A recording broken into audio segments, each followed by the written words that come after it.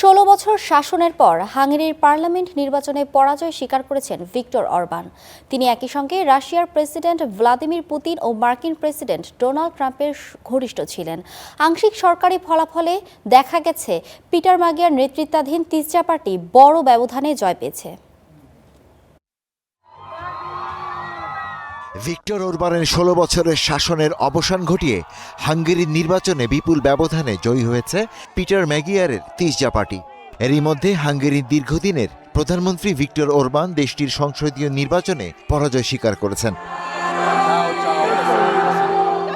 সরকারি ফল অনুযায়ী ৯৭.৩৫% ভোট কেন্দ্রের গণনা শেষে ম্যাগিয়ারের মধ্য ডানপন্থী দল ৫৩.৬% ভোট পেয়ে ১৯৯ আসনের সংসদে ১৩৮টি আসন পেয়েছে। অন্যদিকে অরবানের জাতীয়তাবাদী দল ফিদেস ৩৭.৮% ভোট পেয়ে জিতেছে মাত্র ৫৫টি আসন।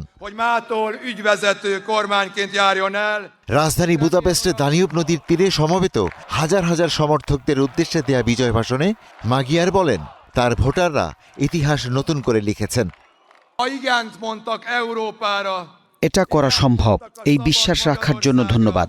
আমরা আমাদের ভাগ্য পরিবর্তন করতে পারি। এই বিশ্বাস রাখার জন্য ধন্যবাদ। আমরা নিজেরাই হাঙ্গেরীয় জনগণ, আমাদের নিজেদের ইতিহাস রচনা করি। এই বিশ্বাস রাখার জন্য ধন্যবাদ। জাতীয় নির্বাচন দপ্তর জানিয়েছে, স্থানীয় সময় সন্ধ্যায় ভোটদানের হার ৫৭%-এরও বেশি ছিল, যা হাঙ্গেরির কমিউনিস্ট পরবর্তী ইতিহাসে যে কোনো নির্বাচনের মধ্যে একটি রেকর্ড। বিরোধী দলের ভূমিধস জয়ে তিস্রা সমর্থকরা ব্যাপক উচ্ছ্বাসিত। অসাধারণ, একেবারে চমৎকার। অনেকদিন ধরে এর জন্য অপেক্ষা করছিলাম। এটা ইউরোপের সবকিছু বদলে দেবে, সবকিছু। এটা একটা বড় উৎসব।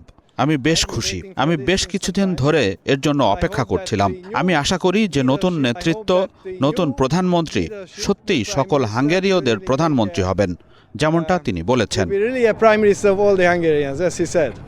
অন্যদিকে নির্বাচনের ফলকে বেদনাদায়ক মন্তব্য করেছে ভিক্টর অরবান। প্রিয় বন্ধুগণ, নির্বাচনের ফলাফল আমাদের জন্য বেদনাদায়ক, কিন্তু স্পষ্ট। শাসন করার দায়িত্ব ও সুযোগ আমাদের দেওয়া হয়নি। আমি বিজয়ীকে অভিনন্দন জানিয়েছি। এই সাধারণ কাজের জন্য আমি আপনাদের সকলকে ধন্যবাদ জানাই।